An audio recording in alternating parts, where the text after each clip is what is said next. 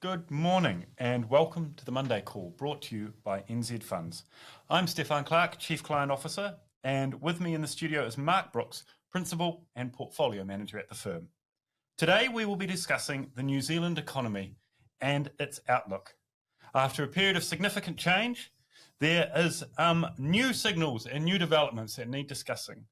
Joining us today to do so is Stephen Toplis, Head of Research at BNZ. Stephen is located in BNZ's Wellington's Markets Division, where he's charged with providing economic and political overviews for the bank's wholesale operations. Stephen, it's fantastic to have you here. Delighted to get your insights. And I thought we'd kick off with, how would you describe, in your words, the state of the New Zealand economy today? Yeah, I guess if you wanted one sentence, it's bouncing along the bottom. We're in a position now, I think, where some of the leading indicators are starting to look a little bit more positive. But in terms of where we are right here and now, going nowhere fast. Right. Well, I know that you've just published recently a revised inflation forecast, and you guys revised it upwards. Can you take us through what drove that and what that means more broadly for, I guess, your outlook on the economy going forward?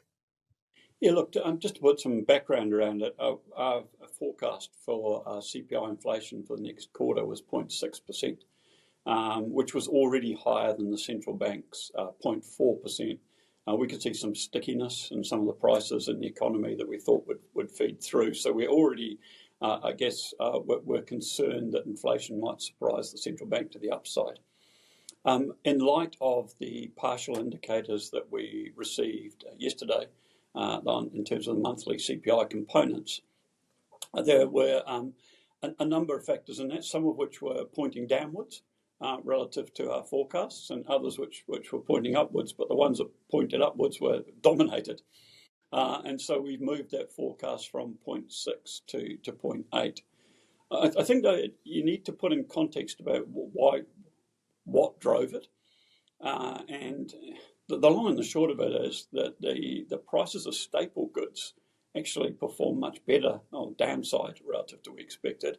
But the prices of what you could loosely determine as luxury goods actually surprised to the upside.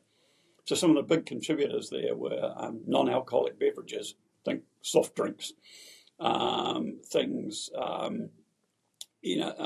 other things. Or the really big one was actually the price of accommodation overseas prepaid in New Zealand. Now, goodness knows what that's doing. Is that the Taylor Swift effect, is it? Well, it may well be, actually.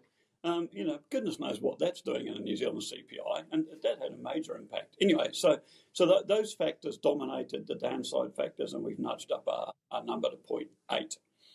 Now, which sounds massive compared to the Reserve Bank's number. So also put in an annual context, we're now at 4.2% for the next quarter compared to the Reserve Bank's 3.8%.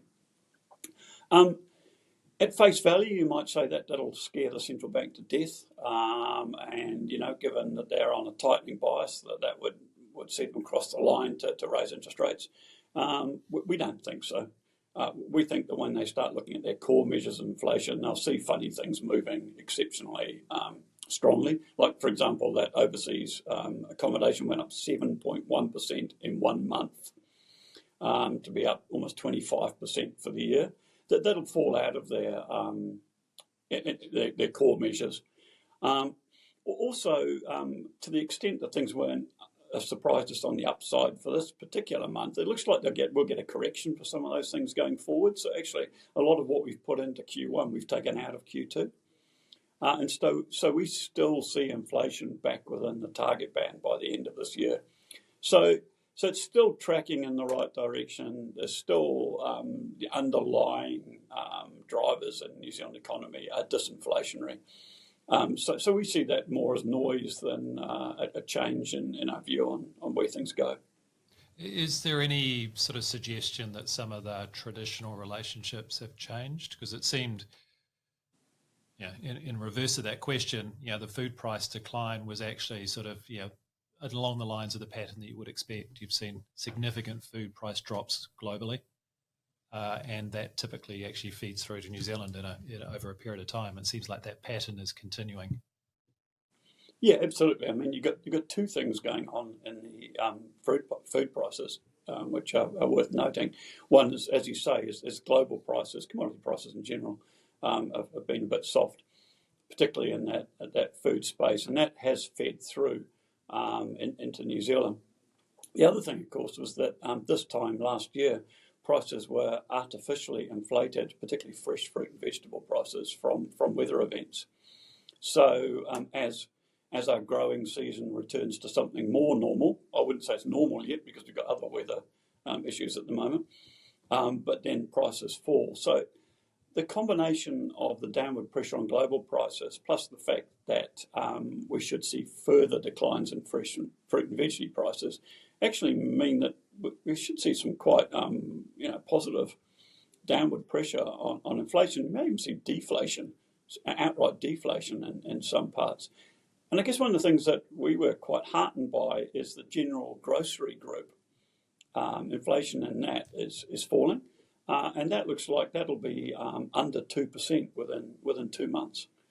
So and when you're talking about the general outlook for New Zealanders as opposed to the central bank, if you get your food prices or food price inflation coming off, then that's a real biggie, right? Yeah, I mean, every time I go to the supermarket, I still am shocked at the what's involved. And I think it was food prices, or fruit and veg was down 9 and a bit, right? 9 and change, annualized. And, most people probably aren't feeling that. So... No, you're right. I mean, there's two issues here. One is inflation, which is a change in prices, and the other one is the level of prices, right? And when times are tough and prices go up 20% and come down 10%, you're still 10% worse off. And I think while we're enthusiastic about inflation falling, that's a very, very different thing to prices actually falling. So, relief is there, but it's not huge. So if we are bouncing along the bottom as you described it, I assume that you're seeing green shoots in some pockets of the economy. How would you describe the growth components, and where should investors be looking? Yeah, I guess the first point I make is they're long leading indicators that are turning the corner. And sometimes people get really upset in this time in the cycle because we start talking about the potential for improvements, and all they can see is things getting worse. And that's a timing issue. We're talking about things improving at the end of the year and not improving now. And it's things like the quarterly survey business opinion, that their indicators were consistent with growth of around 2%. The ANZ survey, similarly. We've seen building intentions pick up, both for residential and non-residential. But as I said, they're longer leading indicators. In the interim, the current indicators, the coincident indicators, just look awful.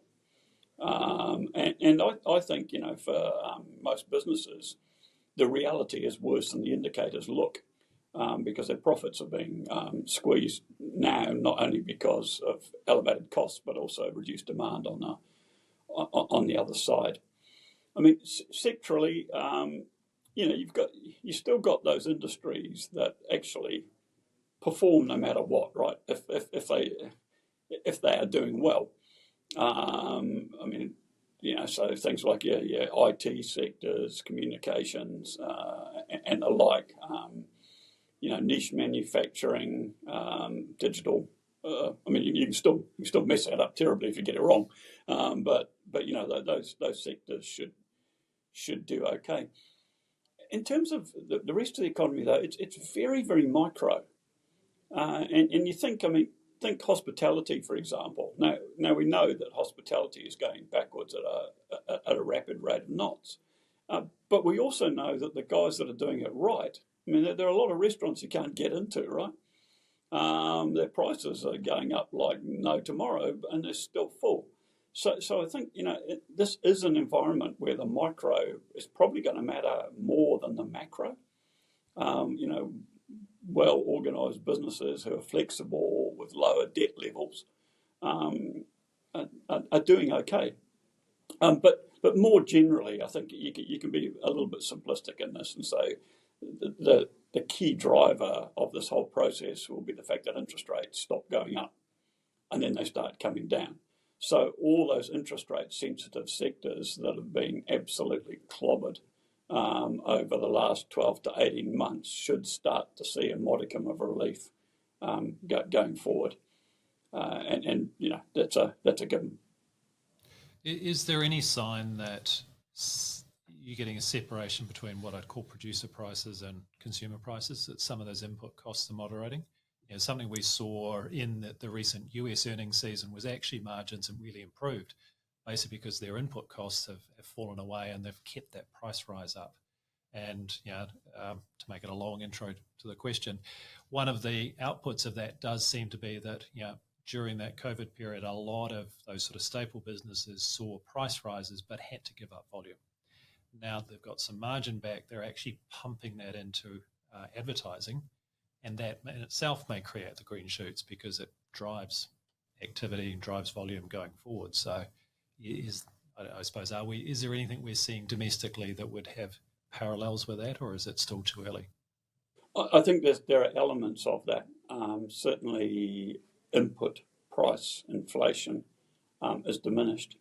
And probably more important than that is the improvement in supply chains and the improvement in the availability of labour means that businesses, particularly in things like the construction and manufacturing sectors, no longer get these massive delays because someone's sick or unavailability or whatever. No. And those are things that don't turn up in any price index, right? But they are a cost to business. So you can see that's part of the reason why the general business sentiment is starting to tick higher. It's sort of all the frustrations of the world, if you like, are being alleviated. But I think we're a little behind the rest of the world in terms of margin expansion and movements in profitability. I mean, you've only got to look at your corporate earnings results over the last few weeks and the performance of the New Zealand equity market to realise that it's not easy out there yet. Yeah. Do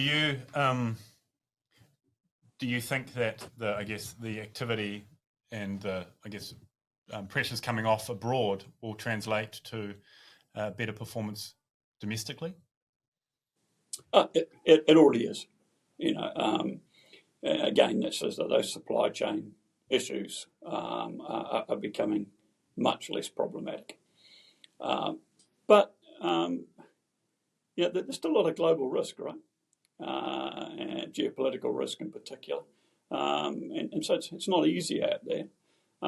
The other aspect, of course, is that we have actually benefited from the fact that global growth, despite all the sort of talk in the press, actually, global growth hasn't been that bad.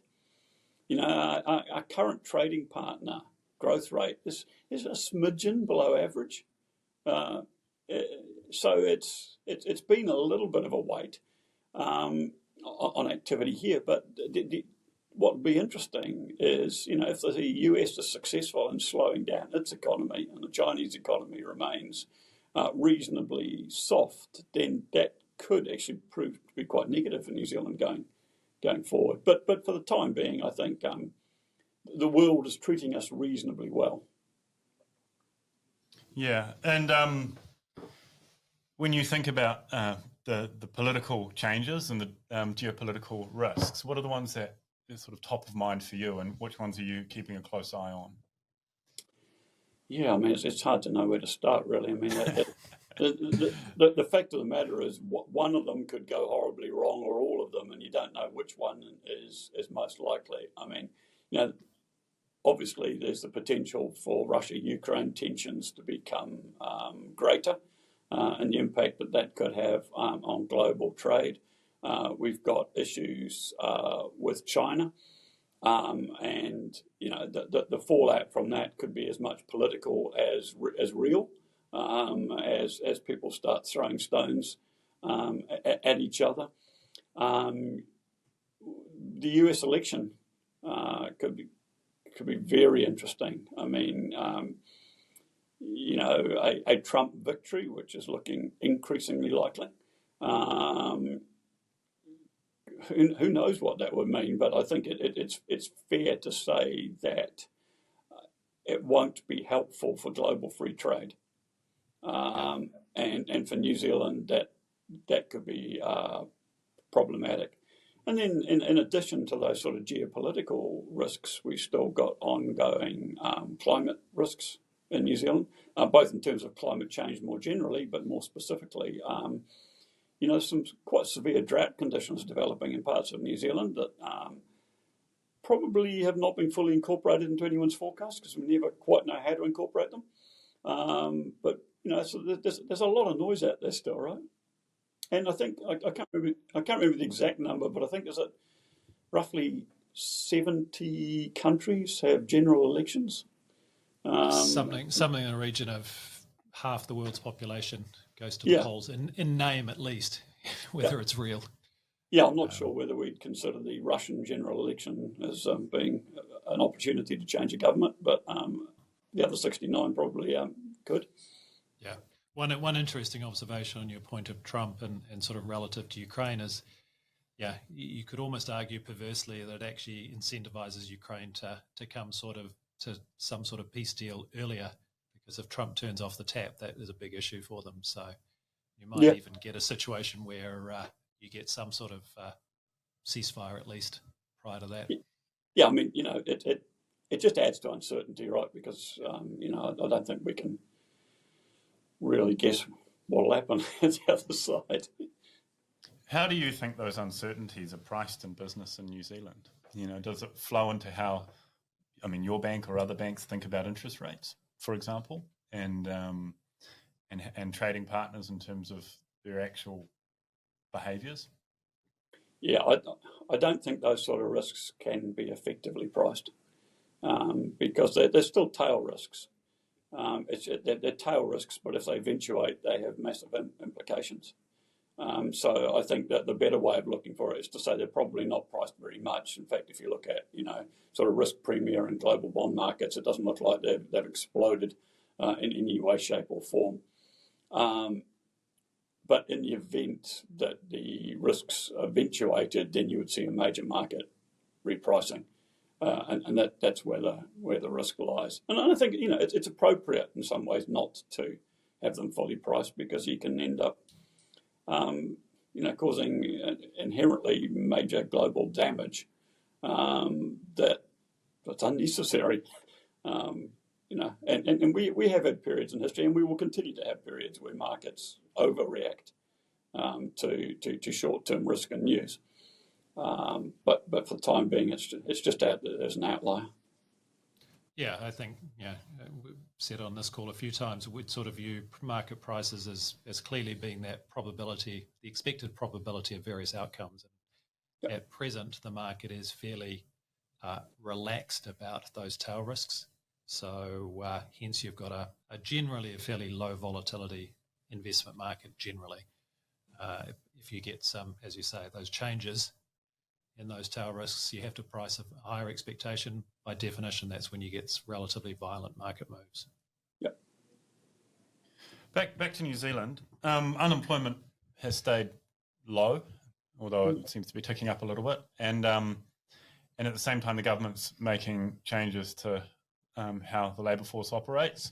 How do you look at, I guess, the way labour is operating in New Zealand compared to where it was, 2 years ago? Labour shortages was a massive challenge, and now we seem to have worked through it, but the government's obviously got its sights on further changes. Do you think that's going to be supportive of, I guess, business and profitability growth through the system? Yeah, look, I mean, the labour market has had the most dramatic turnaround of anything in the country.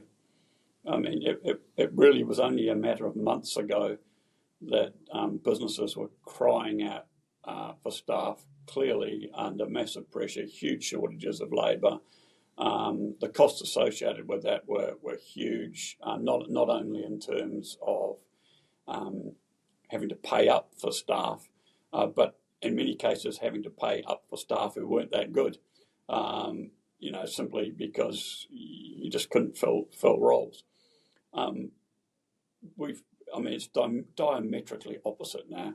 The availability of labour is extraordinarily high. If you look at job applications to job ads, that's rising exponentially. It's already at levels that we've never seen before, but rising exponentially. And so the whole labour market dynamic has shifted, and it's all to do with migration. Nothing more, nothing less, or at least it was all to do with migration. I think more recently, what you're seeing is a reduction in demand having an impact, and the combination of those two things will see the unemployment rate rise, and rise quite aggressively from here. It need not be because a lot of people get laid off. It's just simply, or at least not a lot of people get laid off net. And I think people forget that. As you will get a lot more movement with some folk, getting laid off and other guys adopting jobs. And it's going to be a real problem for those people who entered the workforce who are less qualified, who managed to get a job who wouldn't otherwise have got a job because of the shortages. In many cases, I think businesses are going to be more careful in that space and go, these guys are less productive. We can now replace them with somebody who's more skilled, more productive, and may well be one of those migrants. For companies, it's basically good news in that it puts significant downward pressure on their cost structure, and so that's great. Of course, if the unemployment rate was to skyrocket, then it's not good news because that means purchasing power of the household sector is diminished, and that's a real problem. But if we're right, big if, we're a little bit more negative on unemployment than many forecasters. We see the unemployment rate going to around 6%. But if we're right, then we're talking about the unemployment rate peaking at about the average level of the last 30 years. So if your worst case scenario is that you go back to average, that's certainly not disastrous for an economy, notwithstanding the pain of those who get laid off or suffer. Don't want to minimise that, but in aggregate, it's certainly not disastrous. Until more recently, we haven't. There's been obviously in the media sector a fair amount in the media, but we haven't seen wholesale layoffs in the same way that other countries seem to have. America, Australia being, I guess, where I'm thinking, but in the last couple of weeks, it feels like it's picked up a little bit. Do you see that continuing and sort of higher profile, larger redundancies as we move up, or will it be more in I guess in the smaller sectors, SME businesses where I guess it gets less publicity? Yeah, the high profile is obviously in government, and we're starting to see increasingly in the sort of developer market, parts of the construction industry, as you say, media. I think it's more likely to be in the SME type part of the economy, particularly for those who are heavily indebted. What's sort of you're always a bit afraid of saying what's different, but what is different now, say compared to the GFC, is that this is not a balance sheet recession. So I think any change in employment conditions is likely to be a lot more gradual and a lot less spectacular. When businesses are falling over because of balance sheet issues, they go from having 200 employees to having none. When they're struggling because of real world constraints, and just higher interest rates impact on cash flow, that they're much more likely to restructure, lay off a few people here and there, rather than that sort of collapse. And I think, people should not think that what happened in the GFC will happen now, because the balance sheets of New Zealand's household sector are by and large really good. Notwithstanding not for those people that bought in the last few years, but on average, the balance sheets of New Zealand's corporate sector look quite healthy, and the balance sheet of the government looks quite healthy. And probably most important of the lot, funnily enough, and I'm not talking my own book, is the balance sheets of the banks look good. So if you remember in the GFC, you basically had a liability crisis where banks just basically said, we're not lending. It was just blanket. We're not lending. We haven't got any money coming in the door. We can't lend. This is an environment where banks actually go out and say, actually, we want to lend. We've got plenty of money, but we won't lend to those businesses who we don't think can't pay us back. But that's a completely different approach. So I'm quietly confident, he's just touching as much wood as he can, that this is sort of a normal economic cycle in abnormal times. Yeah, there's sort of some talk that in the case of the US, it's a very different environment, but it may be much more like the cutting cycle of the 1990s after they rose rates in the early 90s. Now, New Zealand was in a very different position then, but we had a period of, obviously under Don Brash, super high interest rates for a long period of time. Does that suggest maybe we end up in a slightly similar environment to what we saw in the 90s? Yeah, conceivably. And I guess the 1990s again was in some ways a normal economic cycle, although in New Zealand's case it wasn't, because we had that sort of commercial building sector issues at that stage, and then we had the massive transformation of government. That was when, if I remember rightly, the likes of Telecom, wasn't called Telecom back then, went from about 20,000 staff down to around 3,000 staff. I think New Zealand Rail did something similar. We saw, industries closed down. So yeah, there was some big structural changes that occurred in New Zealand at that time. But I think it's reasonable to assume that the monetary policy cycle will be gentler on the way down. The big question mark to me is, how do central banks respond to sticky inflation? We've come through basically a 30-year period where the global structural shifts meant that deflation was normal. We worried about it far too much because it was actually deflation generated by productivity gains, not deflation generated by economies going backwards. And I think central banks probably unwisely eased too much without actually saying, gee, this is good. Prices are falling. The unemployment rate's not going up. What's wrong with that? But now we've sort of got the flip side of that, whereas all those things that were inherently deflationary have now become inherently inflationary. And to the same extent as it was really, really hard to get inflation up from 1 to 2%, I think it's going to be really, really hard to get it down from 3 to 2. So I think central banks will need to be more flexible in their approach than they were on the other side. Otherwise, then things could get tough. When you say flexible, are you thinking more willing to move on rates, or are you thinking using other policy tools? Or more willing to accept inflation rates within the target range. If you cast your mind back to Alan Bollard when he was central bank governor, I'll paraphrase, but he basically, when asked whether he was a successful central bank governor, he said, yes, of course I was. I managed to get inflation to average about 2.7% during my tenure and didn't do unnecessary damage to the economy. You can't imagine a central bank governor saying that at the moment, but I think they may have to learn to say that. Yeah, okay. And obviously rates in New Zealand are substantially driven by what's going on overseas. So how do you think our major trading partners and other areas where we import their inflationary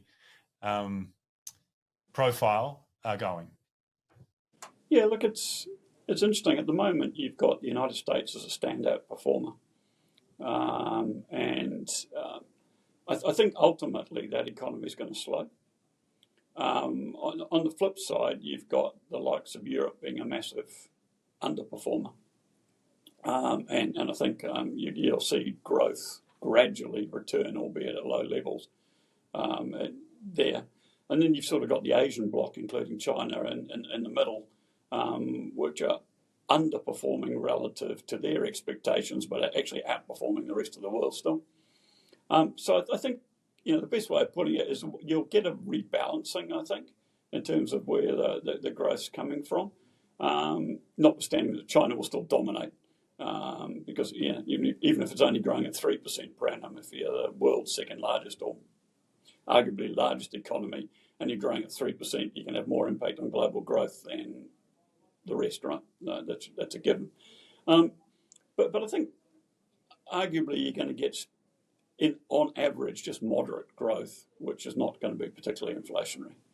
And that will undoubtedly feed through into New Zealand. And we're seeing it now, right? I mean, actually, ironically, one of the big problems that the central bank had going into its last monetary policy statement was that the New Zealand yield curve was pricing in 5 rate cuts, probably 4 of which were just determined by what they thought was going on offshore, or more to the point, what offshore investors believed would happen offshore and therefore must happen in New Zealand. And so, yeah, ultimately we will continue to be driven by those offshore events and market pricing. But in the end, though, New Zealand does at some level beat to its own drum.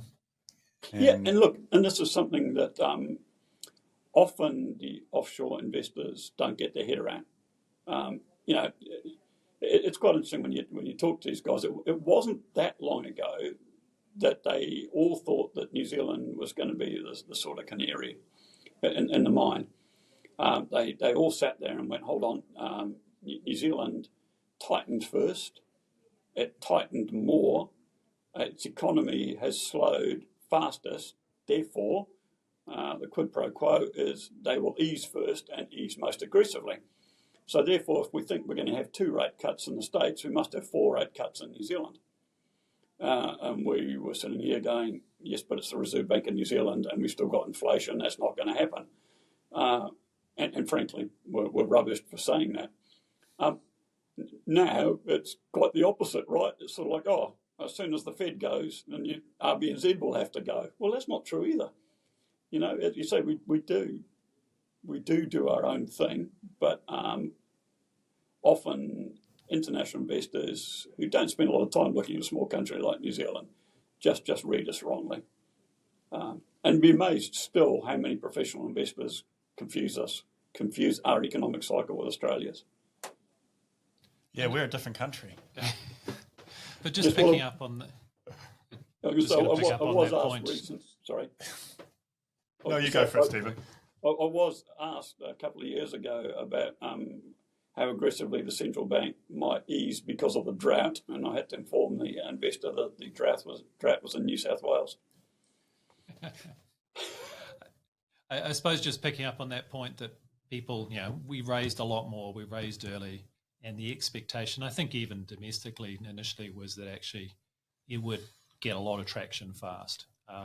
And clearly there's things like government spending and immigration that have made, I suppose, the impact or the economy's remained more robust than probably many expected. But now we've sort of had this time. Have you got any sort of thoughts as to why the economy is probably more resilient than we may have otherwise expected? Is it that balance sheet issue that you touched on?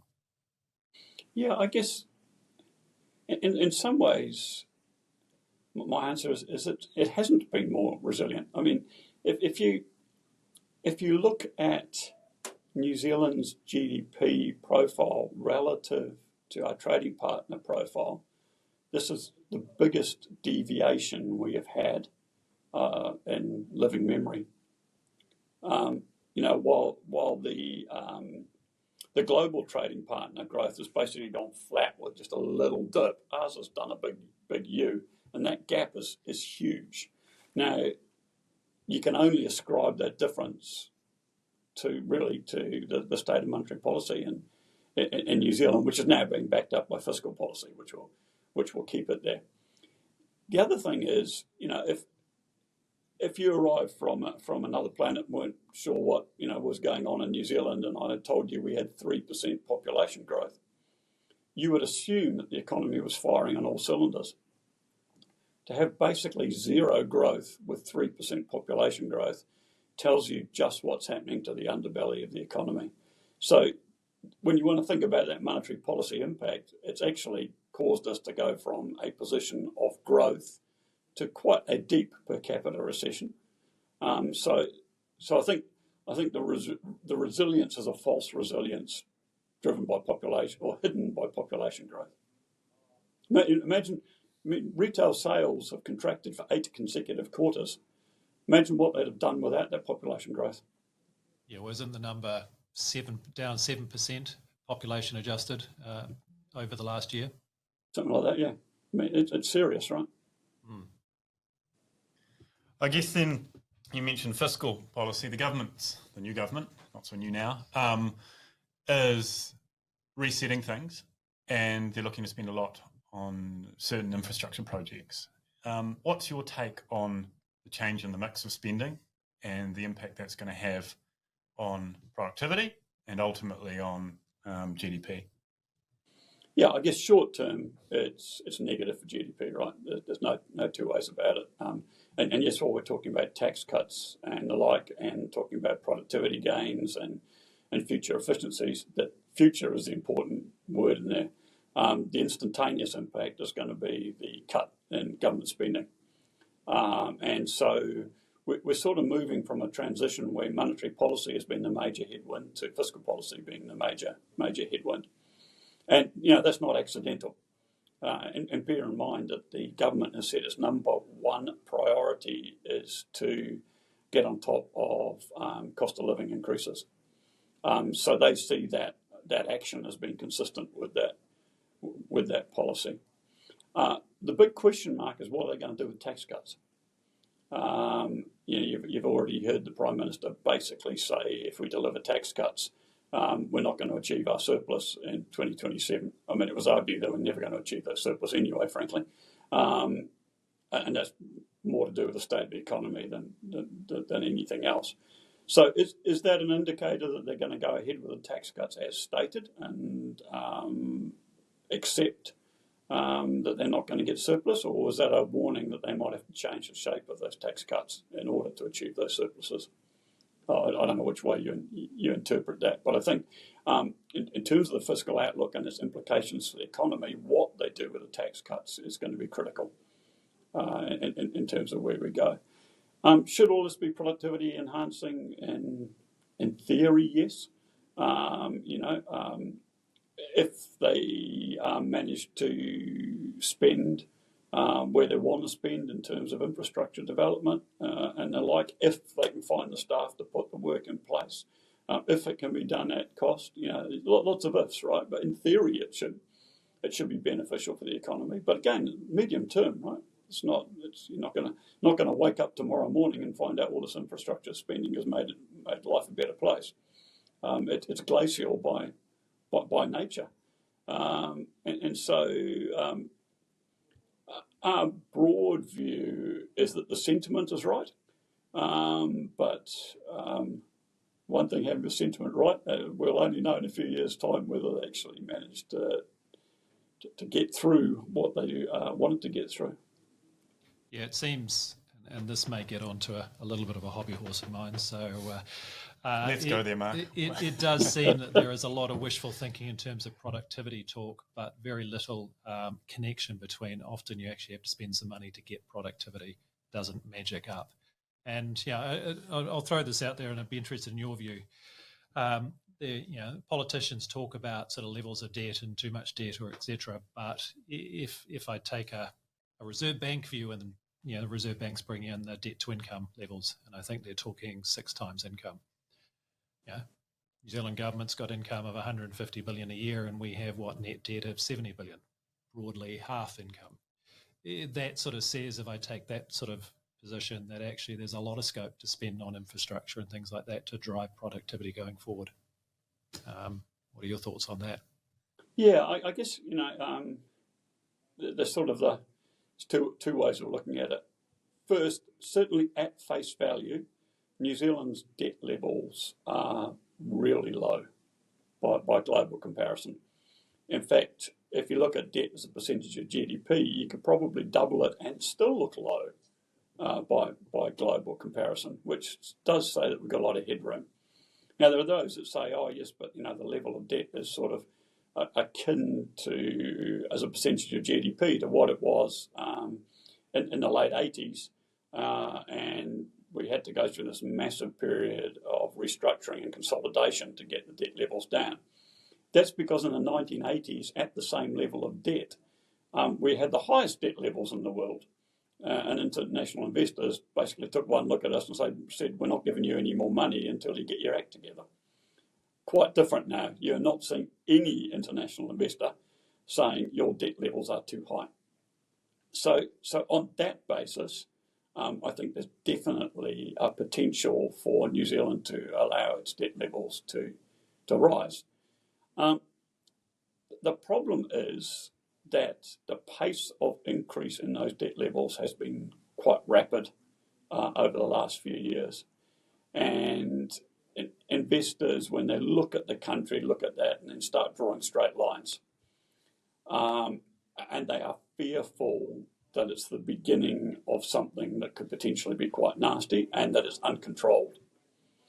Our debt program is already, as a percentage of GDP, is already the highest it's been, and rising. So that there is the potential that somewhere along the way the international investor community goes, nah, had enough of this. There's equally the potential that the debt rating agencies turn around and say, not sure that you're doing the right thing here. So there's a sort of tug of war between those two things. I guess ultimately, though, government investment should be no different to corporate investment or personal investment when debt is being taken into consideration, and that is if the return is greater than the cost of the debt, it's worthwhile. And I think we spend far too much time looking at the quantity of debt rather than the quality of debt. And a lot of the debt increase of late has been to fund effectively government consumption. And that is definitively problematic. So we need to change the debate, and we need to be able to prove that whatever debt we take on is actually going to deliver dividends. Then an increase will be I think, acceptable, as long as it's kept, within. Well, I mean, not at a given level, but the pace of the growth is not excessive. But I'm not sure that anyone is actually willing to be mature enough to debate it in those terms. Yeah, no, I think those terms are well put. One thought that came to mind earlier as you're talking about productivity gains and the lag between investing in infrastructure and actually coming through and paying dividends, as you say, is, if it's 2, 3, 4 years before we actually start building the motorway or the bridge or whatever it happens to be, then who knows at that point what the New Zealand economy will be looking like. And then that's when all this fiscal demand comes online and starts again crowding out private sector, right? And so you can actually have this almost no inflationary impulse at the beginning, and then it's suddenly there when you don't want it. So I don't know what their program looks like. I haven't looked at the kind of long-term scheduling or sequencing. I don't even know if they've even done that. But it's a concern that, I think needs to exist when we think about infrastructure. Yeah, look, and that concern's there already, right? In that the central bank has basically said to government, please don't stimulate the economy, because given that we're struggling to keep inflation under control, anything on the upside will become a problem for us. So, if the government, at the upcoming budget, actually said, look, here's a whole pile of tax cuts, and we're doubling our spending on infrastructure. The day after, rates will be going up. Yeah. So that they are constrained by the interaction with monetary policy as much as they are constrained by other factors already. Why do you think it is that the government is so hot on getting back into surplus, given our debt position? Is it just signalling, or is it back to that international investor piece, or is it something else? Yeah, I guess, but part of this is a dint of history, if you like, and that is that in that sort of period through the 80s, we got things horribly wrong fiscally. And one of the reaction functions to that was to bring in the Fiscal Responsibility Act, which has basically said you've got to run surpluses. And it's become just a way of life for New Zealand government. And it's a political issue now too. Every New Zealander wants the government to spend more, and they all want them to run surpluses. And it's a problem for government. But I guess it is more taxes. That's how you achieve that. Yes. You'll be popular saying that. The issue there, though, really is that I think it's perceived as a sign of careful fiscal management if you can get fiscal surpluses. And also, like many countries in the world, we do have this wall of payments that governments are going to have to make due to the ageing population, and therefore it's best not to add to this now. This should be a classic time where we're running structural surpluses in order to pay for the future issues. We won't, but that would be the rationale. Okay, hey, I'm going to change tack again. COVID happened, and there was a huge wave of remote working, and that's had a big impact on commercial or property, business districts. It's also impacted how housing and the desirability of houses outside of major centres and in suburbs and so forth. Where do you think that shift is going, and what do you think the economic, consequences of it are, and where and will be? Yeah, I think we've gone from one extreme, no worker flexibility. You'll all be in the office. You'll come in even if you're half dead with a flu, because that's we want you there. To nobody's come into the office, and now we're swinging back, and I think there's a long way to swing yet. I think some of the analysis around productivity is quite revealing. I mean, unequivocally in New Zealand's case, when we all worked from home, productivity skyrocketed originally. But did that happen because working from home was more productive, or did it happen, and this is my personal view, is that it was basically a natural disaster response. In times of difficulty, Kiwis help each other. And so those of us that could work all worked, our butts off, basically trying to do the right thing for the country. I mean, we didn't think of it in those terms, but it's just our natural instinct to do it. So I think that we were amazingly productive. Most businesses will tell you as each lockdown came about, it became less productive because it wasn't a disaster anymore. It became situation normal. I think there's also, you need to differentiate between personal productivity and corporate productivity. But, I know if I go home and do a million and one things that I need to do, I can tick all those things off my list. But so that improves my productivity, and it probably improves my leisure time as well, which is a direct consequence of that. But it doesn't actually improve corporate productivity, because half your value is actually being in the office that people can talk to you at any point in time with no delay. And I think what we're starting to find is that individual productivity may hold up, And of course, the other part of individual productivity is if I'm not wasting 2 hours a day travelling, that's by definition an improvement in productivity, right? But am I spending those extra 2 hours working? Don't think so. So what we're seeing now is that corporate productivity in many cases is diminishing. We're finding an increasing number of businesses are saying, "Oh, you've got to come to work."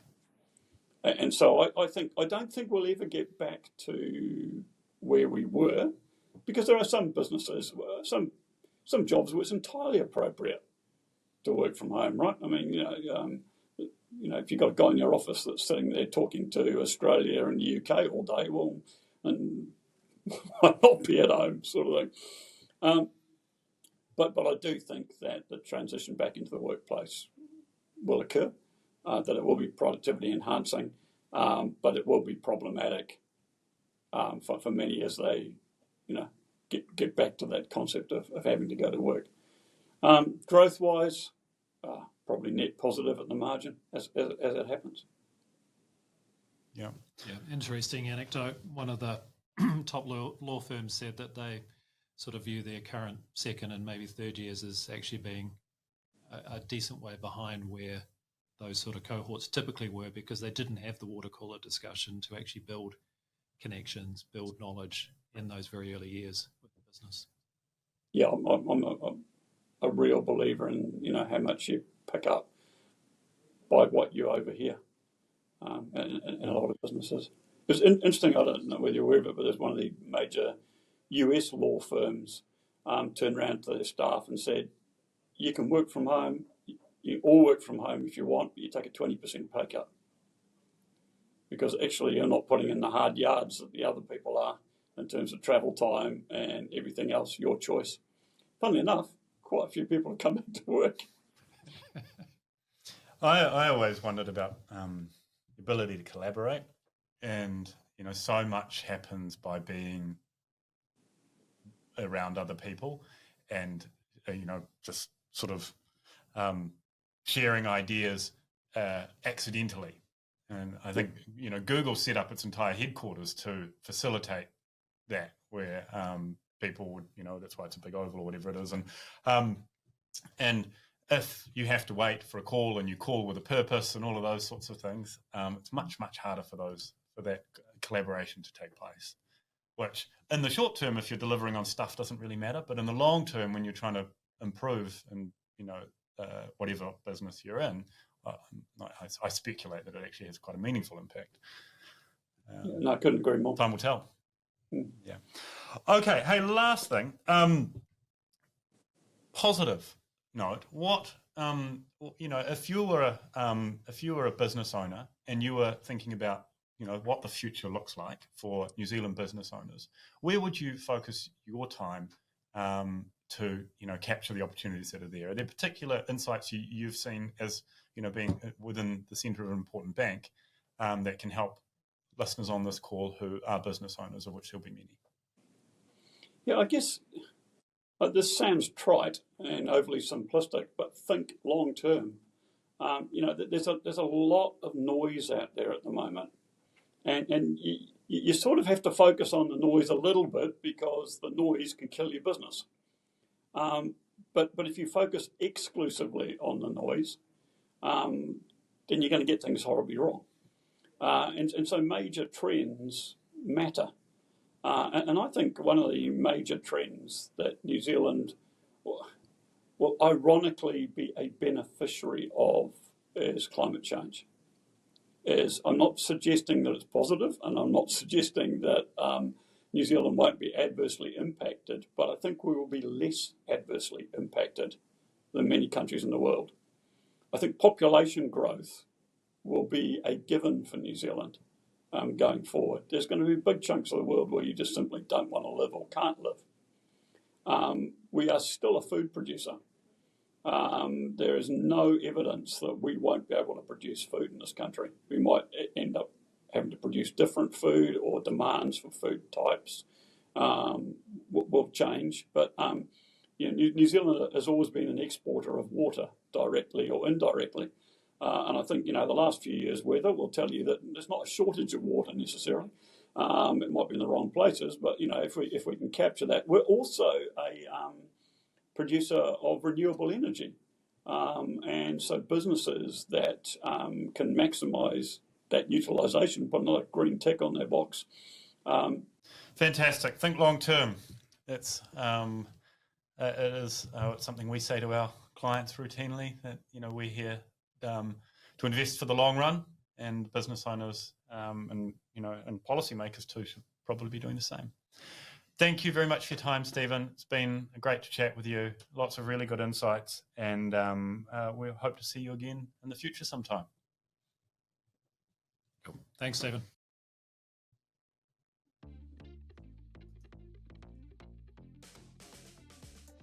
This has been the Monday Call, brought to you by NZ Funds. New Zealand Funds Management Limited is the issuer of the NZ Funds KiwiSaver scheme, the NZ Funds Managed Superannuation Service, the NZ Funds Advised Portfolio Service, the NZ Funds Wealth Builder, and NZ Funds Income Generator. A product disclosure statement for each is available at nzfunds.co.nz. Past performance is not necessarily an indicator of future returns.